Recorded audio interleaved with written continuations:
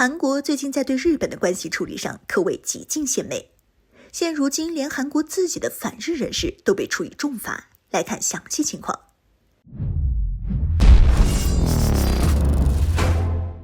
Hello， 各位老铁，大家好，欢迎收看本期迷财户，我是虎妞。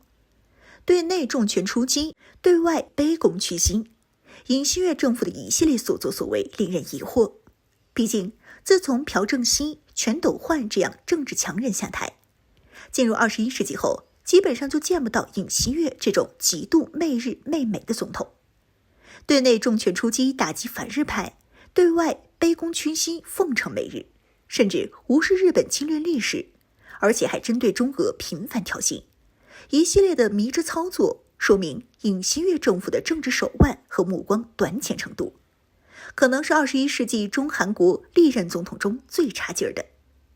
在5月10日，韩国检察官以违反国家安全法为由，起诉了韩国最大的工会组织的4名前高管，指控他们与海外的朝鲜特工联系，并接到朝鲜特工命令在韩国进行反日活动。这些前高管在日本排放核废水一事时蓄意挑起反日情绪。根据起诉书，这4人在2017年至19年间与朝鲜特工接触并接受其命令。朝鲜长期试图利用韩国日益增长的反日情绪，来加深日本和韩国之间的冲突，并阻止包括美国在内的3方合作。看见了吧？按照韩官方说法，只要是反日，一定是境外势力指使的。反日就是有罪，哪怕是反对日本对大海排泄核废水也是有罪。对此，韩方必将重拳出击。当然，不少韩国民众对此强烈批评，有反对者将以尹锡悦为首和外交部长朴正等其他5人视为鬼毛五贼，对应历史上有名的以四五贼。反正尹锡悦亲日的举动让不少韩国人都看不下去了。有韩媒认为尹锡悦在历史问题上纯属是拎不清，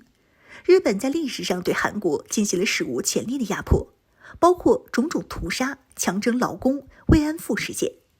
而且即便是在战后，日本缺乏对其侵略历史的反思，相比于德国的彻底清算，二战美国又重新复制了日本右翼上台执政，并且基本上延续至今。日本的右翼势力影响力不容小觑。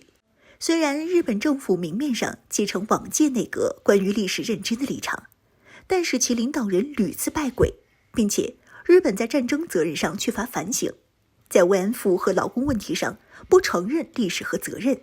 对中韩的赔偿迟迟未见。然而这尹锡悦一上台，竟然无视历史现状，反倒是替日本辩护，甚至还要求韩国官方替日本在强征劳工赔偿问题代赔。同时针对日本在历史上的侵略行为表示，不能接受因为100年前发生的事情就不能和日本合作，也不认为日本必须因此下跪道歉。尹锡悦可能不知道，在日本侵略的历史问题上可容不得一粗不一细。既然要发展面向未来的韩日关系，不能忘记要以明确的历史认知为起点。尹锡悦种种倒行逆施的行为，在韩国国内最直观的感受就是其支持率的大幅度下降。上台1年的支持率仅有 33%， 和美国总统拜登一模一样。而尹锡悦的差评率则为 57%， 可见半数以上的韩民众对其内外政策都是不认可的。不过尹锡悦不惜背上各种骂名，也要加强与日本和美国的合作，实际上就是为了亲美。为了亲美，则必须媚日。毕竟日韩长期不和，尤其是在美国主导的美日韩3国军事同盟中，因为此前日韩在历史问题上的原因，这个3国军事同盟并没有美国期待的那样牢靠。现在随着尹锡悦主动放弃历史问题与日本和解，3国军事同盟将更加稳固，这自然是美国乐见的。现在日韩服务于美国印太战略一道配合美国牵制中国，这标志日韩已经全面倒向美国。此外，尹锡悦在对朝对华问题上也凸显强硬姿态，将朝鲜视作主要对手，不断联合美国对朝极限施压，结果却让朝鲜更为强硬。在对华问题上，针对台海问题上大放厥词，在对朝制裁问题上批评中国，昏招频出，巴不得将周边国家全部得罪了。